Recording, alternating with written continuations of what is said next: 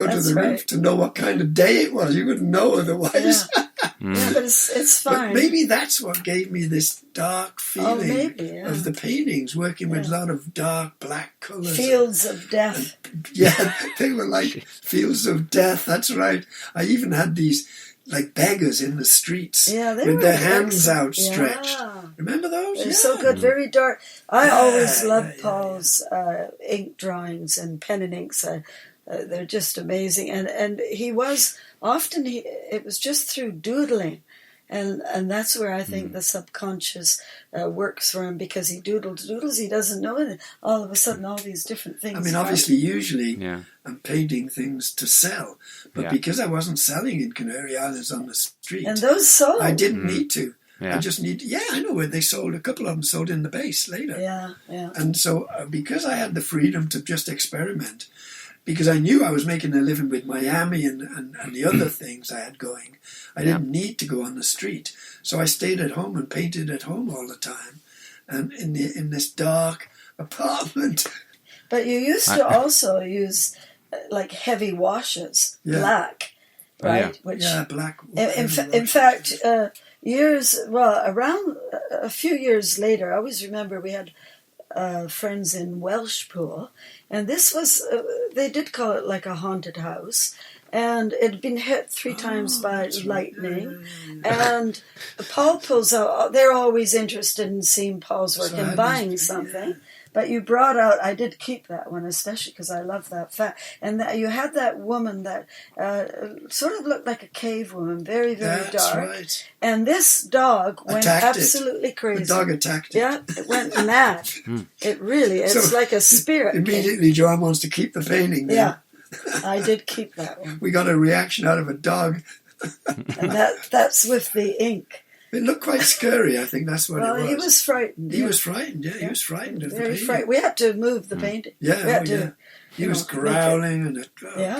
Things happened in that house. God, anyways, okay. So, back to Cadiz. So the Cadiz was a sketch, like or was it? Or was it an actual proper painting? Or was it a doodle? What would you call it? It was a painting. It was a proper painting. So in those 8 hours... It's a drawing and then coloured. The coloured. But in those 8 hours, I used to buy house paint. I'd buy house paint. And and of course in those... the hardware stores in Europe, you can buy a small tube of house paint. It doesn't have to be a pint or a half pint. You can buy them in sample tubes. And it's not expensive. So I was working with that... No, and it's oil paint anyway. You need turps to clean the brushes and everything else. That's true. So, well, we came up with all kinds of mediums. And you couldn't buy some countries. You couldn't buy oil. That's right. In Crete, in Agios Nikolaos, there was no art shop to buy any art materials. Well, you bought in had to buy from the hardware store. The other thing was later in Spain, you came across the wallpaper with texture. Oh, texture wallpaper. That was really great. Oh, that really created a different style again, with watercolours. Because it had a bumpy surface. So it almost had a natural depth to the subject matter, you know what I mean? I sold that as textured paper, which it was. I didn't need to say we never told people it was wallpaper. I mean, it doesn't make much difference, but it just... No. Well, you can buy textured paper at the art shop, but it's not quite the same. No. Is a key piece is Celestial Players? Is that a key piece from that exact period, or did that come later? I see on the website a piece called Celestial Players. There's one called Celestial Players that was done in Paris. Right. That was painted in the blue one. You're looking at blue one? Black and blue, that was Paris. Right. I used the same title for that one. Right. The other one we don't even have a photograph of. Because it seems similar. It seems like a futuristic band playing music. Similar idea, exactly. Right. That was a slightly more developed development of the subject matter. Yeah. You had the first one in Cadiz, then the next maybe 5. Oh yeah, I did a few. Were in do you have that Paris. one? The one in Cadiz? Right. Do you have? Yes. Yeah. No. I thought I did. No, you what? Don't have maybe it. not. I'm not. I know you don't have it. Oh. And that was the beginning of the collection of the Celestialism style, right? Proper, yeah. But okay, and then something happened whilst you were. Where did the ETA activity happen?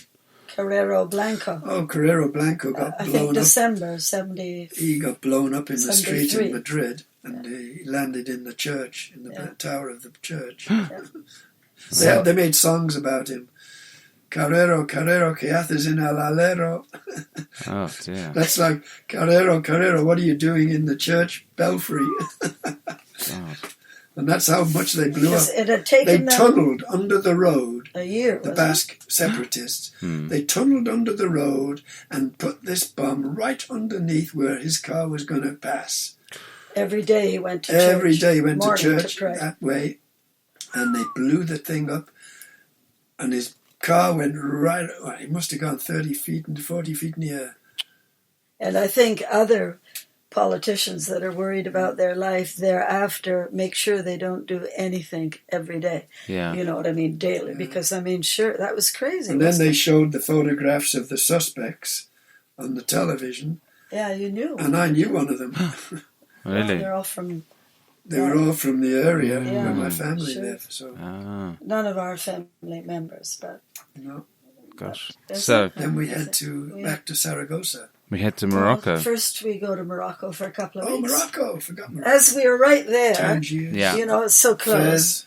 Yeah. So again, you know, any... We drove the van over there, Possibility. and Oh, yeah. Oh, wow. that was great. Yeah. Best couscous, the best vegetables. Yeah, yeah. Even had some great smoke. Well, they did do a lot of mint tea and Mint tea and hashish. But a completely yeah, different, they're sort of known for that.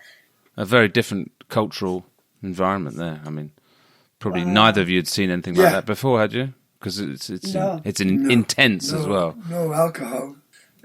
Great purchases there. Lots of Well, the bargaining. markets. I mean, if you want to buy anything, you got to bargain and bargain and bargain until they tell you to leave the That's shop. right. They did. Paul In- did in- They bargain. were telling me to leave the shop, and I He thought, did go a little too that was low. a good price. Let's go for that price. Then that guy did say, "Okay, you got to said, leave "Out now. the shop." Out." Well, sometimes you can go a little well, too low, he right? started the bargaining. What the heck? But So, Zaragoza. We were in what, Fez, Tangiers. Oh, Then we went to uh, Saragossa, yeah. And Zaragoza, And my that gosh. was amazing. But first of all, what's you know, like you're going into America. I mean, Oh, yeah, you're going you into got the America. military guys, You go past the head. That's, right? Oh, yeah, And the checking passports. Like, yeah. wow, we think we're going to go to jail or something. It's just, but once we get through those gates, and okay, you're we're in America. That's it. Yeah, this is the USA. And we So- stayed in our van for a few days in the base. Well, we stayed. They allowed us Wow. to stay there. Yeah, how long were we there? A week? Those shows ran 1 week. 1 I week think, or yeah. 10 days. Yeah. 10 days, maybe. Yeah. In the officers' club. We got invited to all these majors and colonels Oh, wow. and They're just, generals' homes for dinner, and they made a fuss of the artist. It was great. yeah, they loved it, and And we're right in the officers' club. yeah. So, I mean, we're just meeting people with money. These guys, they're making like, back in those days, these pilots were Yeah, making that's $4,000 a month. And Yeah. the women, the wives, had nothing to spend it on. well, I mean, I suppose things, You know, but the they BX, loved the arts. They had the American BX place to buy stuff. But, I mean, No, but they loved they had the no arts. arts. Yeah. And so any artists that went there, they sold everything. The Zaragoza experience was all due to Mrs. Armentrout. Armentrout. and her, She's and her Major husband. Armentrout's wife. Yeah. I mean, it really was so Great people, really nice people. and just so lucky for her. She's been in touch with us since, just Yeah. a year or two back. Yeah. Well, her husband later worked for the Pentagon. That's right. I mean, they were all, of course, very interesting. They're high up in their fields, but they did talk a lot as well. You know, Well, back then it was you know, Vietnam what afterwards, situations. or the Oh, Gulf. It was one of the wars was going on. Middle East. The Gulf, I think, and the pilots they'd come to Saragossa for R&R, rest and recuperation or whatever it was. Yeah. And practice because Practice, of the yeah. clear skies, right? Clear skies, that's right. Yeah. But the Yeah, we even went to the movies on popcorn. Oh God, you couldn't hear the movie for the popcorn rustling in the bags. I said to Paul, When you were in America, you could tell. I said, listen, the popcorn. You can hear them, all the. But so, how long did you spend there? And what was the? Did you make any contacts and things like that? Well, that again was very lucky. I had one young officer that stopped one day looking at the work, and he says, "You know what? I'm not supposed to give you this little book." Supposedly, I don't know, keep it to ourselves. Maybe they didn't want to be bothered by people. But he said, this will give you all the information on every base that we have. Even in the States, although we didn't do the States. But England, Spain, all over Germany, Europe, different. Those are the main ones. The addresses, phone numbers, NATO, of the officers' clubs, everything. Yeah, so it's wow. And from then, so we did a lot of Air Force bases. We will cover those in the next episodes. But, because they were good money, Air Force bases, boy. Yeah. I bet, yeah. We could go in for a week and make quite a bit of money in 1 week. Well, it was excellent. And we were forever grateful, I tell you. Yeah, it was really something. Incredible discovery in the middle of Europe. Yeah. Oh, yeah, no kidding. Yeah, so they were, in Spain, there's Zaragoza and just outside of Madrid and Rota. But we only did 3 bases, We only did the Zaragoza one. Yeah. So, and then, of course, we head back for summer again in Sitges. That's right. Nice. And the next summer in Sitges, and then and thereafter, it was every summer for the next 30 years. Every summer for 30 odd years. Yeah, it's wonderful, Sitges. So it's just another one of our, which we always felt another home.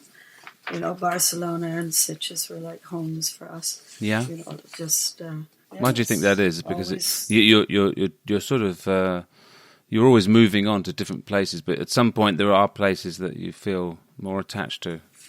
Yeah. The reasons, there were many reasons. It's because that's the place to sell. That's the place to continue with Spanish as well. So, you want to be fluent in Spanish. It's also close to our family in the Basque Country. Sitges, of course, you could pay the rent by selling on the street. I could make enough to pay for everything in no time. Yeah. It was a good place to sell. But, it's a wonderful place to be. And also then, right after Sitges, we always went to the Basque Country.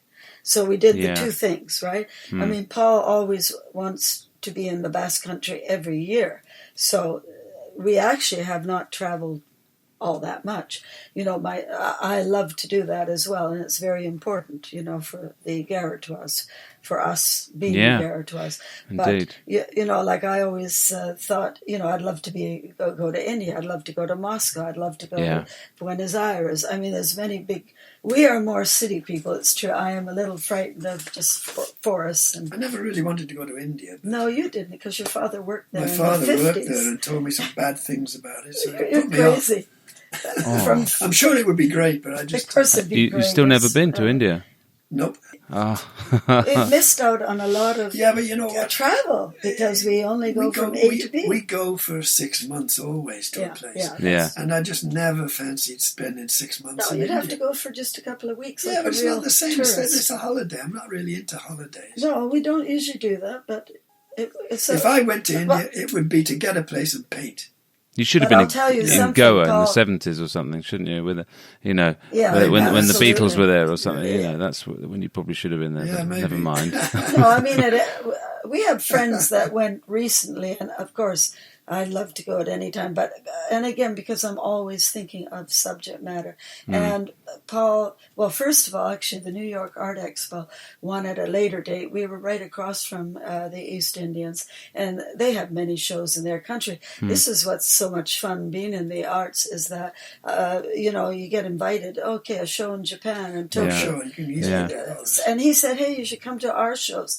It's just hard to fit everything in, right? Because we do our similar route, right? And that's how we feel we live in these countries, because we're only going from A to B. But Paul, with our East Indian population in Vancouver, where we have some very good clients, very good patrons, and the subject matter is out of this world for Paul. Of course. Oh, sure, yeah. And he would just be enthralled. The color and the, again, the monumental buildings, the people. So it would be special. But so you left